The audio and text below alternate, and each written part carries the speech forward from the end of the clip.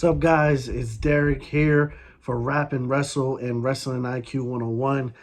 Today we have a very special episode for you. We have the one and only living legend, Larry Zbysko. This episode was too special and too big just to stream on one platform, so decided to drop it on both Wrestling IQ 101 and Rap and Wrestle podcast, and it's an exclusive episode for you guys. Make sure you check out Wrestling IQ 101 on Instagram, Facebook, and Twitter at Wrestling IQ 101, as well as on Apple Podcasts and YouTube. Same thing for Rap and Wrestle at Rap and Wrestle. Hope you guys enjoy this episode, and here it goes. The one, the only, living legend, Larry Zbysko.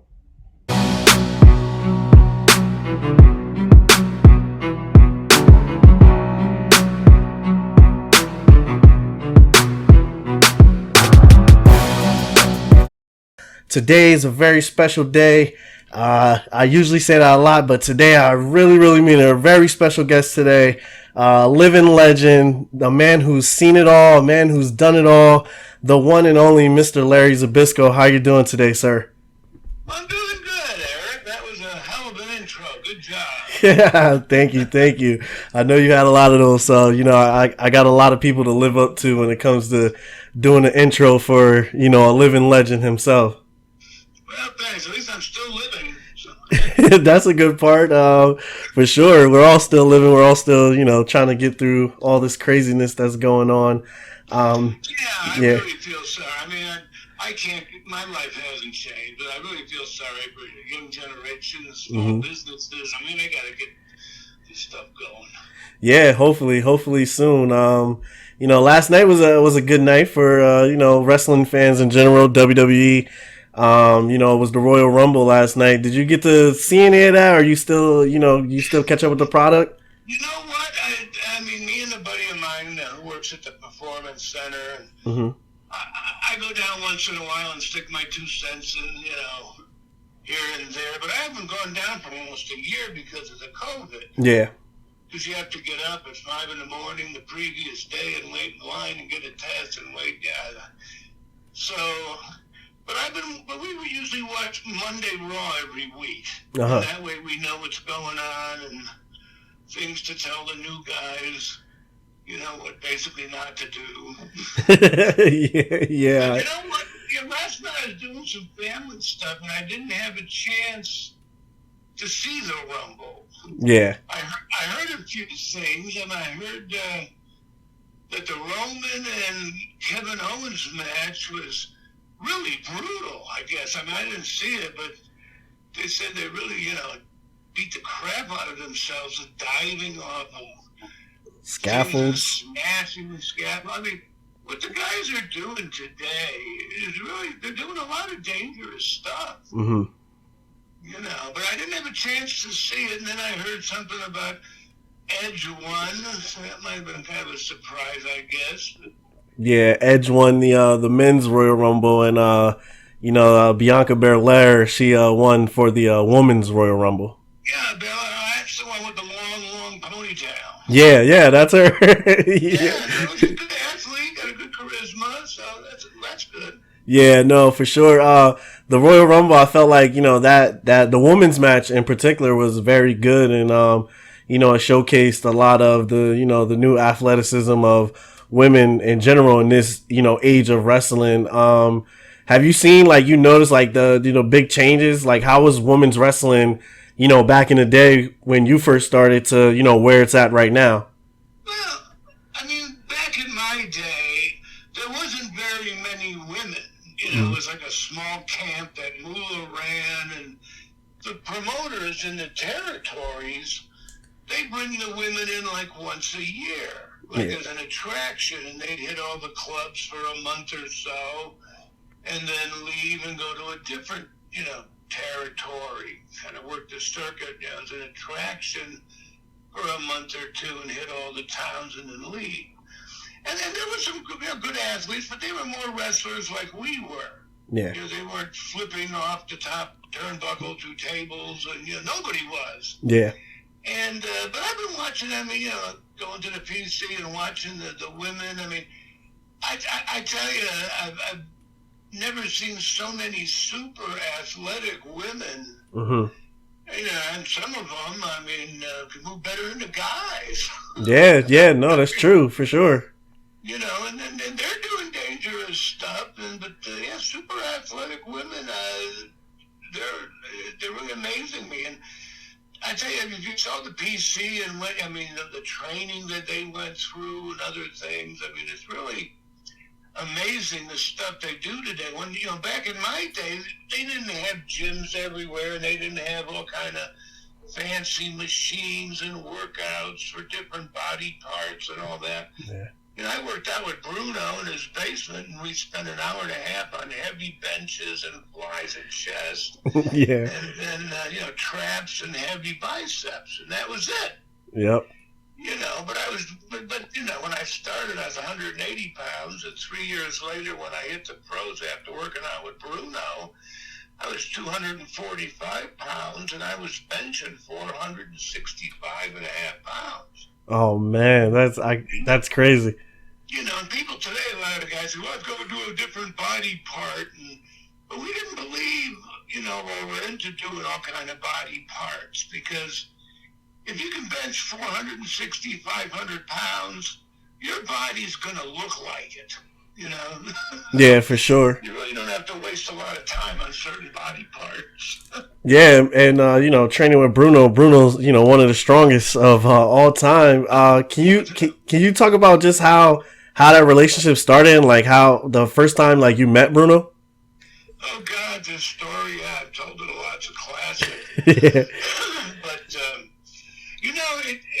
I'm getting kind of goosebumps. I'll tell you one story first, quick, and then I'll answer your question. Okay. But when I was like 12, 13, my family moved from Chicago to Pittsburgh, because my dad worked for U.S. Steel, and that was their headquarters. Mm-hmm. And that's the first time I ever saw wrestling, studio wrestling, 12, 13. And I pretty instantly became a big fan. And I don't know what it was. It had something to do with justice and what was right, and the good guy beating the snot out of the bad guy. Yeah. Kind of raised in the good old days, And my hero was Bruno. Yeah. Bruno, for his time, looked so ridiculous. He was so believable. Because, he was like 265, 70 pounds. And he looked like a gorilla. Oh, man. But he was also a very humble man and this and that. But anyway, here's the one story that gives me goosebumps. When I was 13 years old, my family dragged me off to church. And this little church called St. Sebastian, where I finished 8th grade, and it was a little church, St. Sebastian. And I was sitting in one of the pews during communion, and the family got up to go to communion. But when I looked down the pew, I saw this big, giant, broken nose and this big head with these, messed up cauliflower ears, and I went, oh my God, it's Bruno. Oh, so man. I didn't go to the communion thing. I just slid down a couple of, spaces because my family left. So I was sitting right next to Bruno at 13 years old in this little St. Sebastian. And then after the Mass was over, I ran out and I grabbed his Sunday bulletin and chased Bruno down the steps and asked for his autograph. And he gave me his autograph. And the only reason I'm saying this part that's the very first time I ever met him. Uh-huh. And the weird goosebump part is the very last time I was next to Bruno was at his funeral. Oh, man. And his funeral was at that same little St. Sebastian church. And I was basically next to the coffin in the same pew that I met him 50 years earlier. The very place the first time I met him was the exact same place, 50 years later that I'd be next to him the last time. It's just beyond coincidence, and it gives me goosebumps. Kind of a symbol if you have a dream and you go after it and it makes it come, make it come true. And and it's meant to happen. It's kind of like omens happen. Yeah. And the way I met Bruno when we, before we started working out was 3 years later when I was 16, I started driving, and I found out he lived a couple miles from my house. Oh, man. So sometimes I drive that way, and I turn the block early and drive by his house. And one summer day, I was like 16 or so, maybe 17, I'm driving by, and it was hard to see in his backyard because there was these big, thick hedges around the one side by the road. Mm-hmm. For a second, I caught a glimpse of him standing out in the sunlight by his pool getting like a suntan. And I couldn't help it. I slammed on the brakes, and I built up the courage and got out of the car. But I didn't know how to get in, so I started crawling through the hedges, making this racket. And I come out of the other side of the hedges. Bruno's looking over at this kid, and I'm covered with twigs and thorns and leaves, all messed up. And I crawled through his hedges and walked over and was very respectful, introduced myself, and just said, God, I couldn't help it. I'm the biggest fan. You're my hero, and I want to be like you. And he was impressed with my wrestling, my amateur wrestling, achievements in high school. And this was a time in his career when he was just starting to slow down, where he would just fly out on the weekends and do the big clubs, the Gardens, the Spectrum and all that, and didn't do the little shows. So I kind of met him at a time when he had time during the week to be home, after he was on the road 20 years. And we started working out together, and that's how we started working out together, because he just lived down the road. And I did his workout, and God, in 2.5, 3 years, I went from 180-pound, high school kid to 245-pound, strong son of a bitch. Yeah. and kind of resembled Bruno in a way with the chest looking at, because I did his exact workout with him. Mm-hmm. Oh, but my bones, he had big bones. I mean, my bones weren't as big as his. He could carry 260, 270. I was 245. I think the heaviest I ever hit was 250, but I had to eat so much, it was silly. So 240 was most of my career. But back then, they didn't have the kind of protein shakes and supplements and things they do today. Yeah, yep. A lot different. And I lucked out, too, in another way, because by the time 1980 came and I had the big feud with Bruno, and I became my big break, is the kind of time where the era started changing, and too many of the guys got stuck on the steroid stuff to get big. But I was scared to death of needles. There's no way I was taking it. Yeah.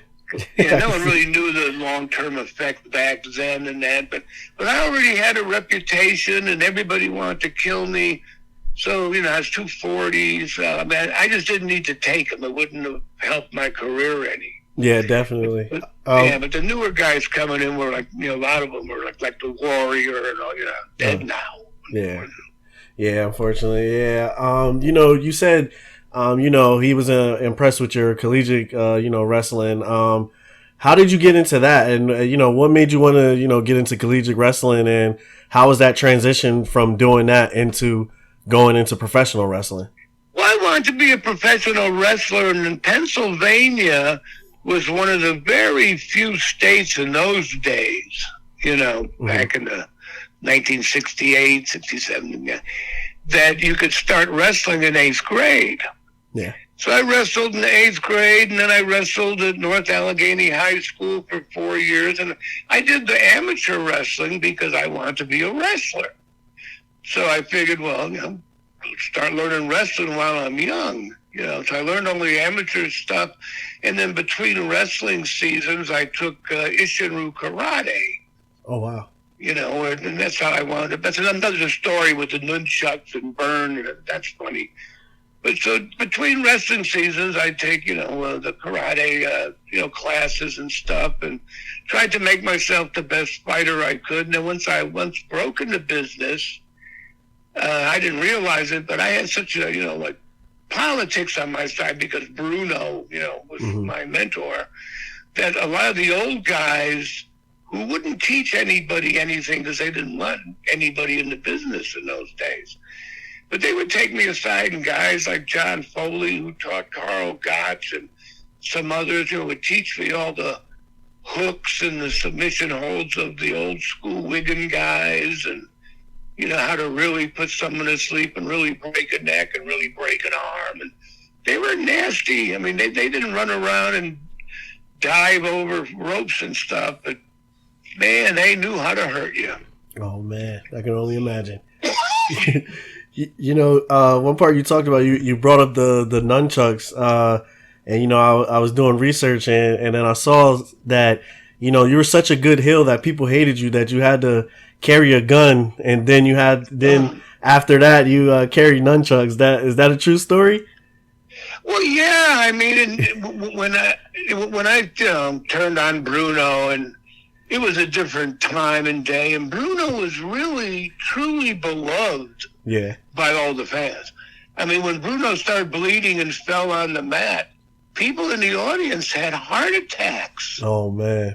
Some died. I mean, I tell that to the young guys today, and they find it hard to believe. That's crazy. But but that's how much they hated me, and I got riots and shot at, leaving buildings. I used to have to sneak in on trunks, and I did a lot of highway driving at night after the show with Cass. So I always carried a gun. In fact, when we started flying around a little bit back in those days, there was no security. I'd have a gun in the bag, just walk on the plane. Oh my goodness! Wow. Yeah, but then they started with the security, so I figured, well, I did the nunchucks as part of the Ishinru karate stuff, even though that wasn't one of their official weapons. Theirs was the bow and the sais, but I liked the nunchucks. And they were the heavy ones, so I carried them in the bag just in case I needed a weapon, because people hated me when I was flying around. And the funny bit was, sometimes I would take them and I'd go in the shower before the show, and I'd swing them around and just do the nunchuck routines and swing them just to loosen up my shoulders, just to start loosening up the body for my match. And one day I'm in the shower swinging the nunchucks, and all of a sudden Vern Gagne goes by. This is like in the AWA, maybe in the mid-'80s or something. And he says, "What the hell is that?" He didn't know what the hell those were, what I was doing. I said, "Well, they're nunchucks, they're karate, a weapon thing." And he goes, "That's the kind of stuff I'm talking about," because he's trying to think of new things to do. With the same guys, because Bockwinkel was great, but he's been there for 20 years, and Greg Gagne has been there for 20 years, and some other guys, we needed new stuff. So the next thing I knew, he wanted me to wear a karate gi, and I had some, from doing it, and used the nunchucks, and then I didn't even know it. I show up to TV, and he flew a guy in from Japan named Mr. Go to be my ninja sidekick guy. And at the same, the funny bit was, so he's got me running around with nunchucks and the karate gi and the ninja, and then he started trying to enhance Bockwinkel and Greg. So because when the movies were out, so he had Bockwinkel walking around with the hat and the whip, and he was like Indiana Jones when they came out. And then he had footage of Greg Gagne with his head coming up out of a river with a camouflage shirt and a big knife in his mouth. He was Rambo. Oh my goodness. So he was trying to make, characters out of the guys that were already kind of, been there a long time. Oh man, that's amazing. Yeah. You were probably one of the greatest heels of all time. That's a fact for sure. Are there any of these like younger guys that you see that you respect their heel work, and you think like, oh man, they would have been like great heels, during my time?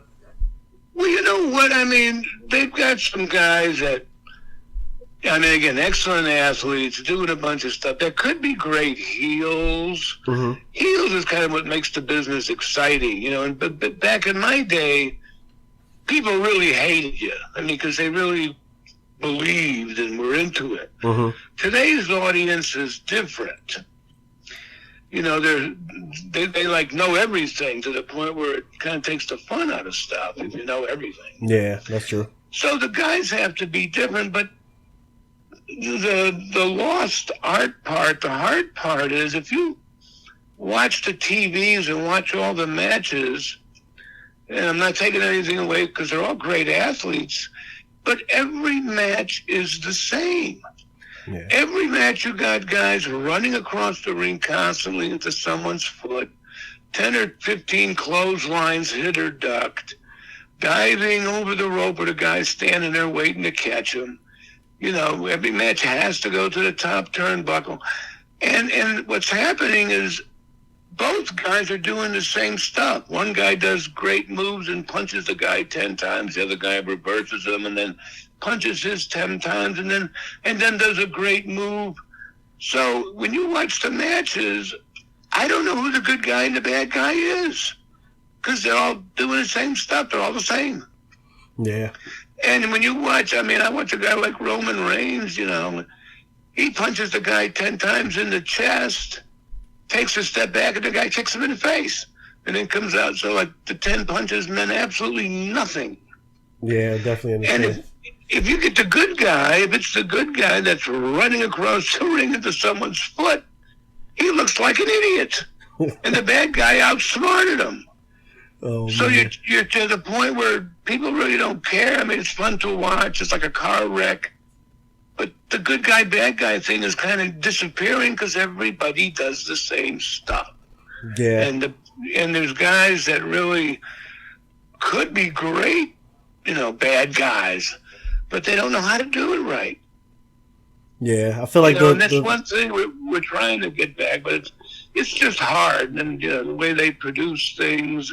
Yeah. You know, it's just, I mean, even the interviews, 10 minutes of a pre-scripted interview that everybody talks for 10 minutes about how they used to be friends and what happened 6 months ago. And then, oh my God, I want to go to sleep. I want to fall asleep. Yeah, I feel like the lines are pretty blended now.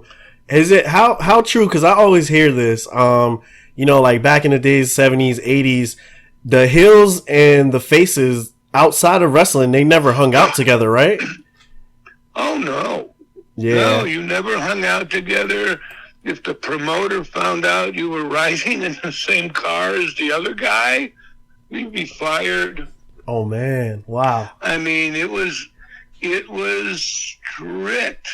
But the guys wanted it that way, too, because they wanted to keep the fans believing, and that's what made the most excitement for the fans. Yeah. You know, I mean, we never had the same dressing rooms, you know, back in the old days. Yeah, for sure.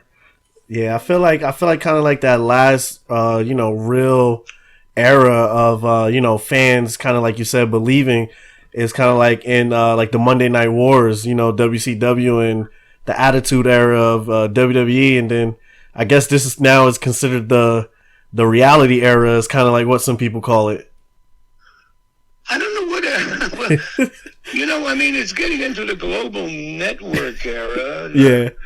You know, I mean, what was the other thing you just mentioned? I was going to say something before that, damn it. During the Monday Night Wars, the last... Oh, yeah, the Monday Night Wars. I mean, now look at the example about how guys can still be bad guys.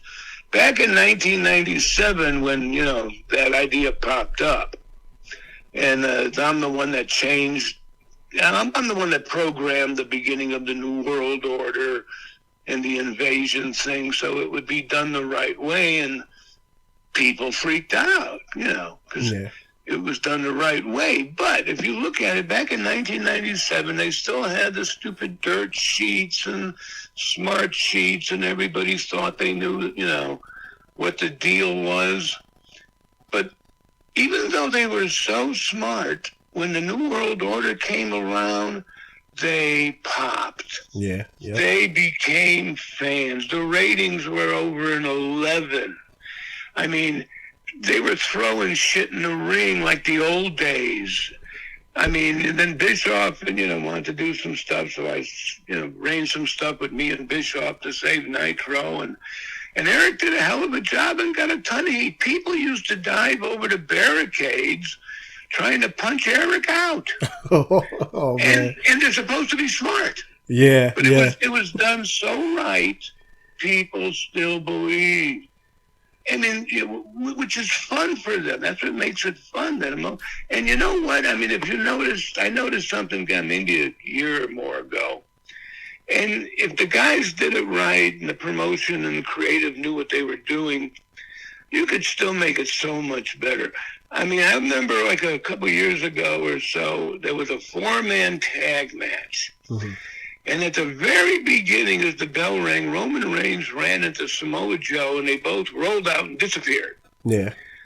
And a second later, the camera looks, and in one corner is Brock Lesnar. People believe in Brock. He's a real guy. Yeah, yep. And in the other corner, when he was getting over, as the monster among men was Braun Strowman. Yep. And Strowman and Lesnar, in that second, you could feel it on TV. The fans went from, to, and then when the two guys rolled out and Brock and Braun looked at each other, the crowd went, whoa, whoa! I mean, they popped their cookies. Yep. They loved it. I mean, it was so easy to pretend, and it sounded and felt like you were back in the 70s. Oh, man. I mean, the people still want to see it. I just hope the business starts giving it to them, because you could do that. You could still have that kind of excitement. I mean, now people just kind of sit there and wait for a car wreck, and if you kill yourself, they'll go, holy shit.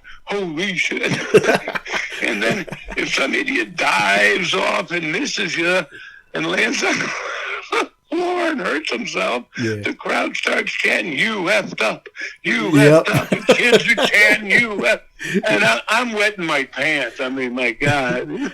Oh, man. Yeah, it's crazy. We talk about, just the Monday Night Wars, and for most people like me, I was born in 86, so, in the 90s, I'm a kid growing up. So, my first time actually seeing you, is when, the living legend, he's doing commentary, he's interacting with the NWO. How was it just being a part of that NWO storyline? And there was so many times I always just wanted to see you and Scott Hall just fight. And I felt it was such a great build up, and I always loved when you two got into, your little things in the ring. How was that time for you? Well, it was great because, at that point, I've been broadcasting for about 6 years and did a little thing with Regal in, 4 or 5 years before that. But it felt good because the people believed and wanted to see it. The way I built it up, it just happened to work. I mean, one time I was doing the announcing by the ring, and Scott was in the ring, and they went to a commercial break, and then Scott leaned over, and I stood up out of the chair, and when I did, the crowd blew the ceiling off the building. Yeah. I mean, they popped, and when I heard that, we both kind of looked at each other because we both knew people want to see this shit. Yeah. So I arranged it to, it happening. Yeah, no, that was one of my favorite parts. It was like Brock looking at Strowman. You could feel that. I mean, it's still there if you do it right. Unfortunately, they're not quite doing it right. Yeah, no, I hear you on that. That was a good thing too. I kind of like when things like that happen, because for someone like me, or anybody that was born in late 80s and watched wrestling during that time period, it was like, oh hey, here's Larry Zbysko, and then now that makes you get more interested, and now you go back and you look at all the great matches that Larry Zbysko had. I love how it just connects the generations. It kind of it makes you last for a long period of time, because young kids will always see NWO, and you can't talk about the NWO without mentioning Larry Zbysko's involvement with Scott Hall. That was a major part, so you'll always be mentioned no matter what as the generations go on. Well, I know. I mean, it was good because I had a great beginning with the Bruno thing, shocked the world, and then at the end of my career, I was known as Bruno's Name the Living Legend and saved Nitro from the New World Order, so that was big. And then the cherry on top was, the WWE Hall of Fame. Yeah. That was, great with Bruno inducted me, and so it was a great dream and time I had. And I'm glad I lived when I did because it was a different world. So it was a fun life. It was busy and not easy to be married in because you're never home. Yeah, I can imagine that. I can definitely imagine. It was a fun life because every night you'd be in the arena and you'd connect with thousands of people and the energy of it. It's awesome. I mean, and God bless the fans. Wrestling fans are the greatest fans of all. And hopefully they can start, really giving them some good stuff after this COVID. I'm sure the WWE's, having a real pain in the ass time with this COVID stuff and talent and all that. And I feel sorry for them because the WWE is really an awesome company. Yeah. It's become a great company. I mean, if you get hurt, they'll take care of you no matter how many surgeries you need. The work they do with the charities and Make-A-Wish, plus the thousands of jobs they supply all over the world for families. Yeah. It's really a hell of a company. But I think it's just getting a little lost in the production. A lot of production, but got to put that little soul back. You got to have people go, whoa, yeah! Yeah. No, that's definitely for sure. You brought up being inducted into the WWE Hall of Fame by Bruno. How important was that moment for you? Just how special was, just overall the night and, going into the Hall of Fame? It was awesome. It was the completion of a dream come true. And I remember when Bruno, introduced me and inducted me and I walked out and walked up to him. I could see the boys sitting in the front row.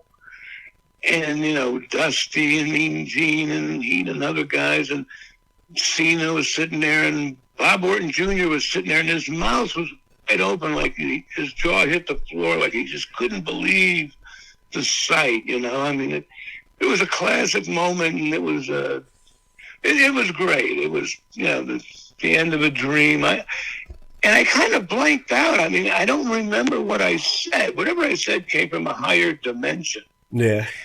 And I remember saying, I walked through Bruno's hedges and he opened the door and led me into the, world of professional wrestling. And now here Bruno is again. And this time he's opening the door that's finally letting me out.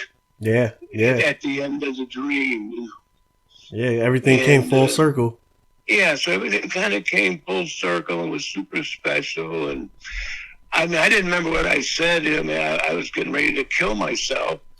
And Vince came running out and said, Larry, that was great. You were in the moment. That's what I wanted. So yeah.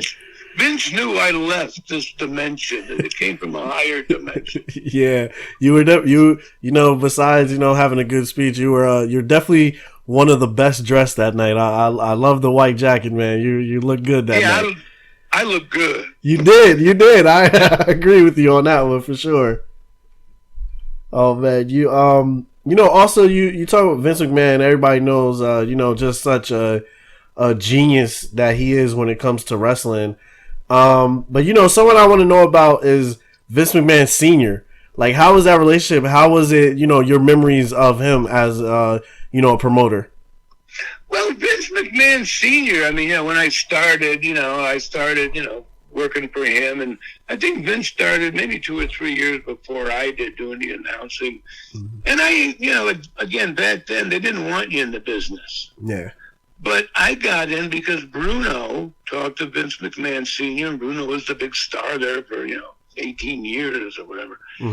And Bruno said to, Vince Sr., I'd like to bring this kid in as my protege.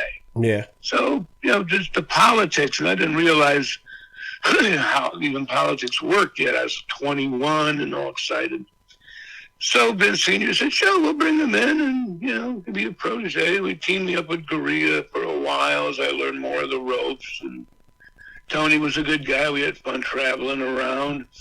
And then it was kind of an interesting thing because at the time when I stabbed Bruno in the back and pulled that one off, it was a time when Bruno retired. Yeah. You know, he broke his neck, he retired, and he was doing the broadcasting. And the thing was, at the time, the fans just weren't ready to see Bruno leave yet. Yeah. They loved him so much, they just didn't want him to leave yet. And the promotion, you know, Vince McMahon Sr., who was a classic promoter of the day. He had the long cashmere coat and the long wavy hair, always looking, you know, like a class act. I mean, he was a great promoter, too, for those days. Mm-hmm. Had a couple partners. So he always had 3 or 4 quarters in his hand. He'd jingle them as he'd walk and that. But he didn't know what to do to follow Bruno. Yeah. So I think Billy Graham had a little bit. Then they gave it to Backlund. But Bob, compared to Bruno, was like night and day. And the people were so into guys like, you know, Bruno and Professor Tanaka and George Steele and 300-pound, you know, monsters that Bob looked like a high school kid that shouldn't be in there. Yeah. You know, and nothing against Bob because he's a great athlete, great wrestler. I mean, I like Bob. He's a good guy. Mm-hmm. But he couldn't follow Bruno's shoes. So the business was going down. The Garden wasn't selling out. The big clubs weren't selling out. And I knew if I could get Bruno to make a comeback, you know, not only would the business shoot up, but whoever Bruno wrestled would become a big star because all the publicity came out of New York in those days. So I looked at it, if I stabbed him in the back and could convince him to do it, that would be my big break. I'd become the biggest bad guy ever. And I did. Yeah, yep. And it was interesting because Bruno thought about it for a while.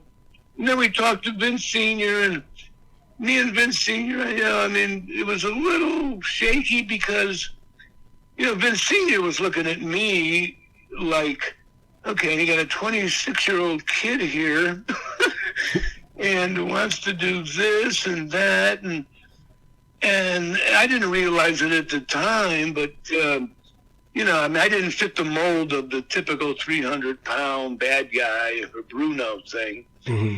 And you have to also realize that Vince Sr., being the promoter, he was the guy that had to put his butt on the line. You know, he had to put his checkbook out to rent Shea Stadium. You imagine how much that cost? Yeah, a lot of money. Plus Madison Square Garden. So there were some reservations at the beginning, but Vince finally said, okay, give it a shot with Bruno. And once we gave it a shot and he saw, you know, how much heat there was, because no one thought it would get over that big. I didn't realize it would get over that big and people would try to shoot me and stab me and you know, I mean, so once we got it started, you know, Vince was great and he believed in it and he pulled his checkbook out and rented Shea Stadium and, you know, it took guts, but he did it. So I thanked him at the Hall of Fame too. I wouldn't have got a big break without, you know, Vince Sr. Yeah, no, definitely. Seems Vince Sr. and Vince Jr., they both take the big risk for the big payoffs, and you know it's worked in their favor for a good amount of years. Yeah, well, they got guts and they're smart. I mean, Vince Jr., you know, when he's working for his dad, he never said much, but he listened to everything. Mm-hmm.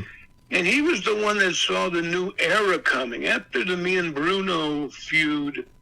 The business was kind of changing because national TV was starting.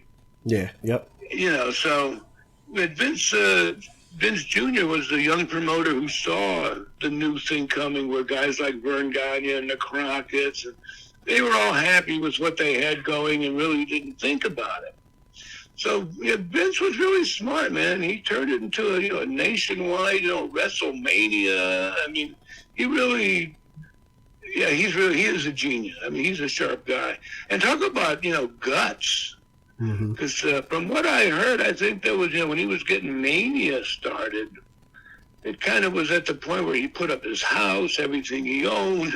Oh, wow. If it would have bombed, he could have lost his butt, just like Vince Sr. and me and Shay. Yeah. But it worked. So he wound up buying Titan Towers, and WrestleMania became an American thing, like football, bigger even, shit. Yeah, that's a crazy. Yeah, now we have this. Vince is the greatest promoter of all time. I can agree. I can definitely agree. The best, and there'll be a statue of him too with Bruno and Andre someday. There should be. Yeah, it has to come, man. Vince is the father of wrestling. That's what I like to call him for sure.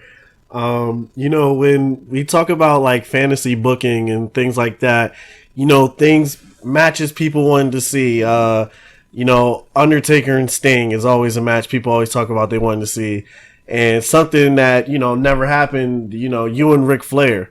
Do you ever wish that, you guys would have, ever had that one match? Yeah, me and Flair never worked. And I'll tell you a story about that. That's kind of interesting. Mm-hmm.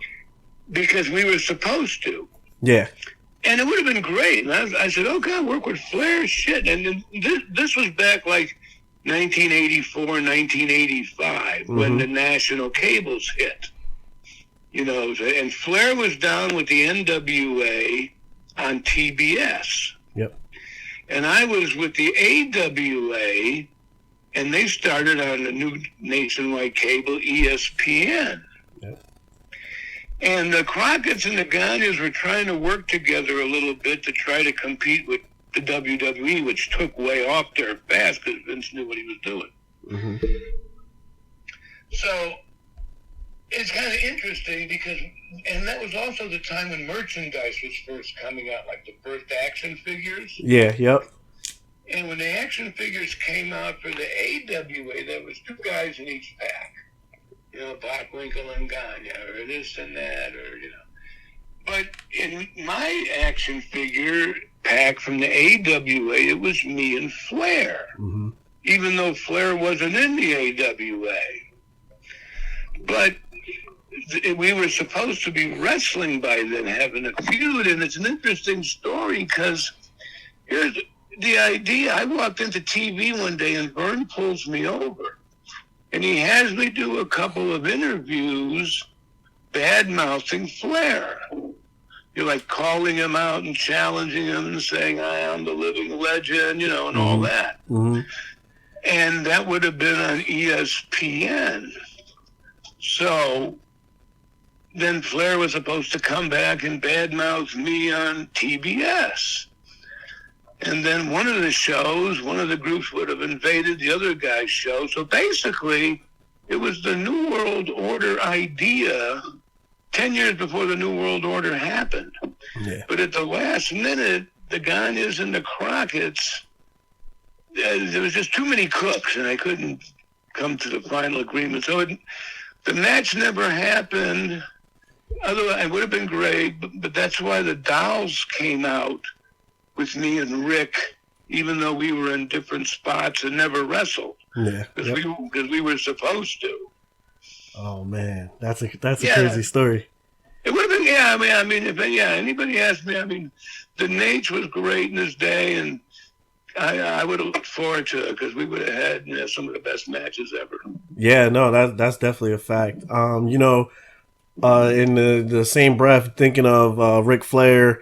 You always think of the Four Horsemen and, somebody that you teamed with, that I liked you guys together, Arn Anderson. I thought you guys were a great heel tag team for sure. How was it being a part of the Enforcers and teaming with Arn Anderson? Well, I was never a horseman. Some people, think I was. Mm-hmm.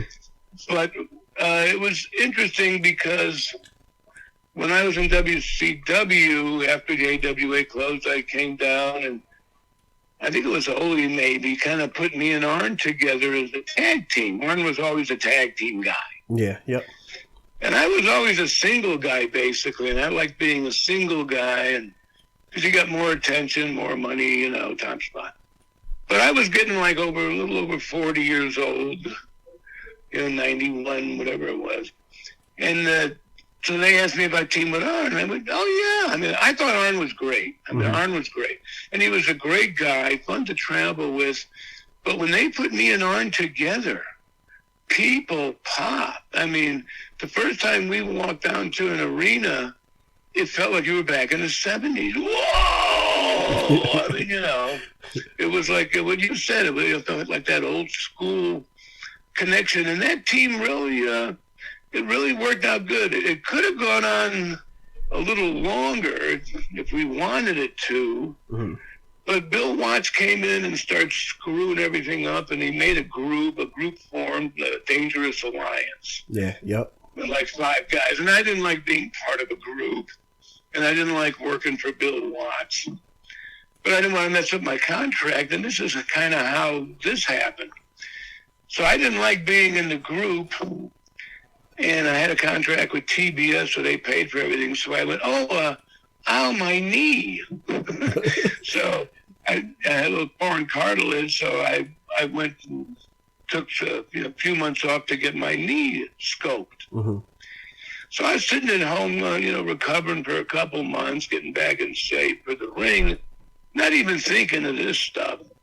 But then I get a call from somebody at TBS, and they say, "Hey, Larry, Jesse the Ventura just quit. Can you do us a favor and come down and voice over a couple of our taped show for the syndicated markets?" Oh, man. So I went, "Oh, okay, yeah, I'm getting paid for sitting here. I'm getting bored, I'm starting to walk good. I'll come down." And so I went down and I voiced over a couple of shows, I think maybe with JR. I can't remember, JR or Tony. And after the shows, the executive producer comes running into the room and he goes, "Larry, you're the greatest guy we ever heard. Nice. Hey, we would like you to be a broadcaster. I mean, and here we'll pay you this much money." I almost fell off the chair. Oh, man. Because those were the days, the time, with the Sting and the Lugers and the other guys, where TBS and WWE were starting to give big money contracts away. Yep. So guys wouldn't leave. So there was guys that really didn't know much, but they were getting, $300,000-400,000 a year, 500, which in those days was huge money. Yeah, for sure. And stuff. So they offered me something like that to broadcast like one day a week, and then when Nitro started, it was maybe 2 days a week. So I said, "You got to be kidding me!" And I'm like, getting close to 42 years old, had a couple of knee scopes and stuff, and I'm looking at the business and the newer guys coming in, and they would have. I didn't want to burn out my career and my image by keep getting beat by a bunch of new guys. Yeah. So I said, "Well, yeah, okay, I'll take this deal. Hell, I'd be an idiot not to at my age and with this money. Nuts." So that's how the broadcasting started, just by getting my knee fixed and taking Jesse's spot a day. I never planned on it. Never thought about being a broadcaster. But that worked out really good because it gave me, a couple more generations of fans as they grew up. And then, like you said, it led to the New World Order thing at the end of the 90s from the broadcast thing, kind of just like Bruno did from his broadcast thing to me. Mm-hmm. So everything worked out great. Yeah. Thank God. Yeah. Thank God.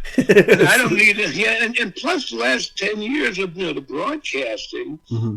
and being there for a couple of new generations, the other guys my age in the early 40s were starting to fade away, or some guys were getting too old and hurt, but I've been lucky. I don't need any artificial parts. I don't need surgeries.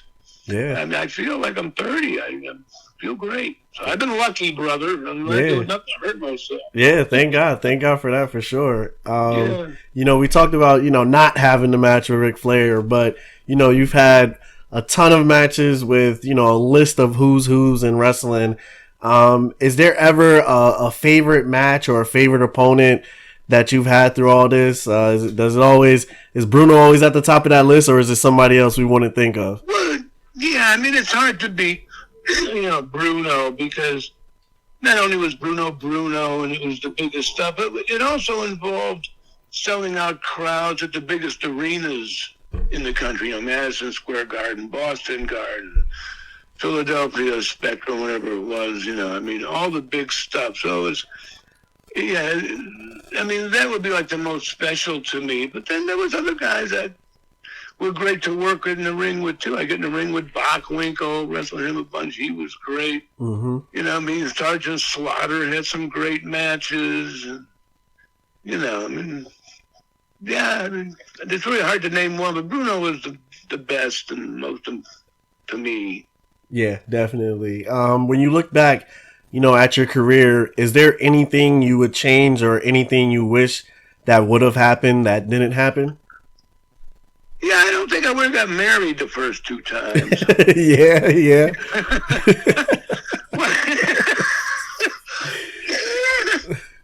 Well, I mean, Bruno warned me. It just wasn't that business, you know. I mean, the first wife, very sweet, you know, beautiful blonde from Iowa, but it was like, I was a little too young, but, you know, kind of on the road sometimes you get lonely. Yeah. And, but the weird part was you get married and you stick your wife in a house and you go, okay, I'll see you next Sunday. I'll be home, okay, the Sunday after that for half a day. Mm-hmm. And then I'm going to Japan for 5 weeks. And then I'll be back for a day. And then I'm going on the road for a week. So you were never there. Yeah. It was really just not the life, especially when you were, you know, young and get going, because you were never home. It was silly to have a home. Yeah, I hear you on that. So, but other than that, I really can't complain about doing anything different. Who knows, you know? Yeah. Everything worked out good.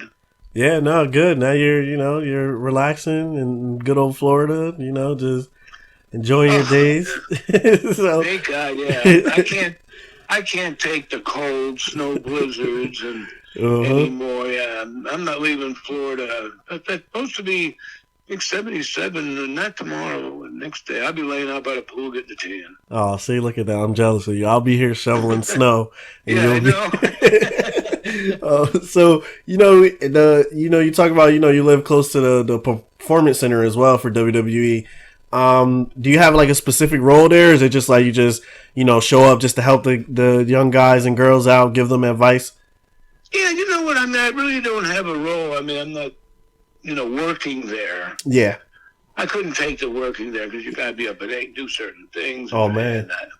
But what I like to do, they'll run shows and do classes. One of my buddies, one of the finishing coaches, and I'll work with his class. But I go down and watch the show and then have a meeting. I'll throw out some comments. If there's a couple guys there, I'll tell them some things and then go to the NXT tapings. And they're nice, They listen and some things worked out good. But then, even though the things they teach at the Performance Center, but then when they move up to the big time, it's like they don't do it. They're running into a foot and slapping their leg and diving like everybody.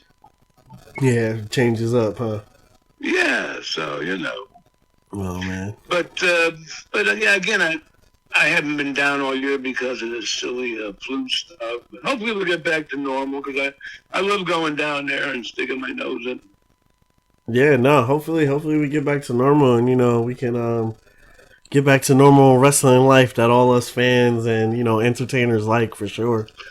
Oh, yeah, and people. I mean, God, people with businesses and get the kids in school. Yeah, agreed. I got 2 kids home right now, so I feel the pain of that. Trust me, I know how it is. So hopefully we'll get back to normal. Yeah, something else I heard about you as well. I heard you were pretty talented at playing golf. How was that? Do you still keep up with the game today, or do you still play? Oh yeah, I play a little bit. I mean, not as much as I used to, because the one guy that my golf buddy was good, and he moved away a few years ago. Florida's the place to be, but yeah, I got into golf, and then those 10 years or so when I was doing the broadcasting and not working hardly, I golfed all week. Yeah, with guys and stuff. So I got really good. I was a scratch golfer, and my plans, when I got over 50, 51, when I could, was to try getting on a pro tour, play a couple of qualifiers or a couple of pro mini tour events and see if I, could make it on the senior tour. Yeah. So when WCW stopped, was kind of the time I was turning 51 and stuff. And that's how I came to Florida from Georgia. Was because I wanted to hit the pro mini, the professional golf circuit. Yep. So that was fun for about a couple years, but I was like 3 strokes not good enough to really make any money with those guys. Because you were playing guys that were on the European tour and the young tour that really didn't make it, but were great. I mean, my best score I ever turned in was a 67. Oh, wow. But to the other guys who were the top guys, if they turned in a 67, they were mad. Yeah. Every day they're turning out 65, 66. I'm going, shit, 70, 72, 69, 70. I mean, sounds good, but just not good enough to do. I was wrestling too long while they were golfing, the bastards. Oh, man. Well, hey, you did a lot better than most of us would, I'll tell you that. Do you have like we'll close out, do you have any like funny stories or any ribs or anything that you could tell or that you remember from your time in the business? Oh God, write an encyclopedia and bullshit. Yeah. You know what? The only thing I can say is that what I'm excited about that's coming out soon is this movie. Me and a few of the other boys were in a movie. Oh wow. We made it last year here in Orlando, and it's called The Replaceables. The Replaceables. Oh man. Yeah, and it's about a group of wrestlers that save a town from aliens, basically.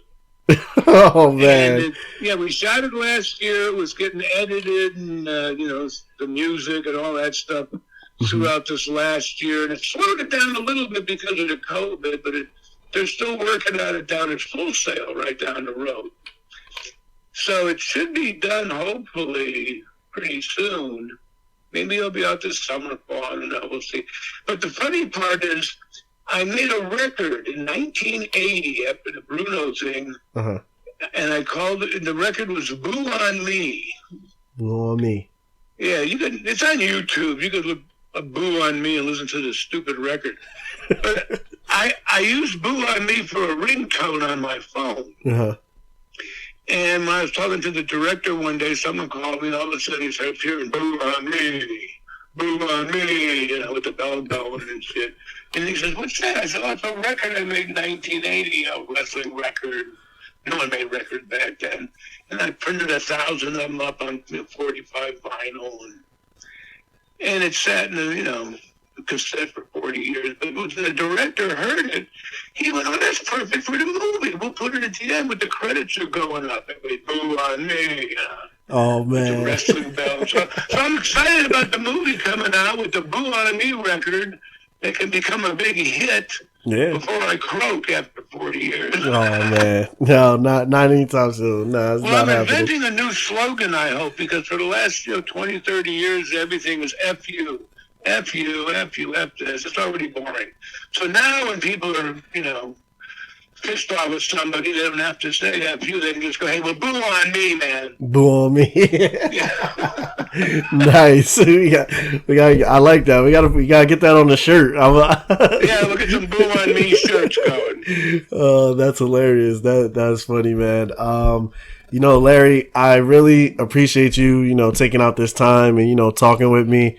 It's truly an honor talking to, a living legend like yourself. And I just, I'm very gratified. A lot of gratitude for you doing this for me, for sure.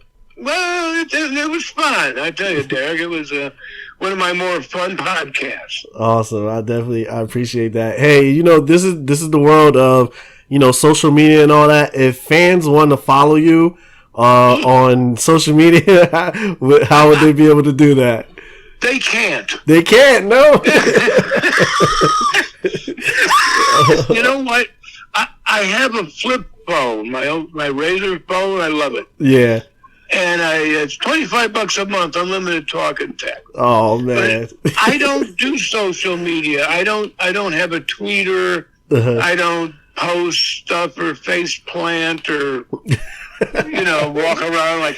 walk around staring at my phone all day. I mean, I can't. I'm a dinosaur, so I don't do social media, so no one can really follow me. You're just going to have to hear me on podcasts, I guess. Yeah, I hear you. A rarity. I like that. That's how you got to keep it. Oh man, but once again, thank you so much. All fans out there, definitely check out the great work that Larry has put on throughout his whole entire career. That's why we have great things like the WWE Network, so we can keep up with all these great legends, that we've had from the past. You could definitely make sure you follow Wrestling IQ 101 on Instagram, Facebook, Twitter, and check this out on Apple Podcasts and YouTube. Make sure you subscribe. And for this episode, it's Derrick, it's the living legend Larry Zbysko, and we both are out.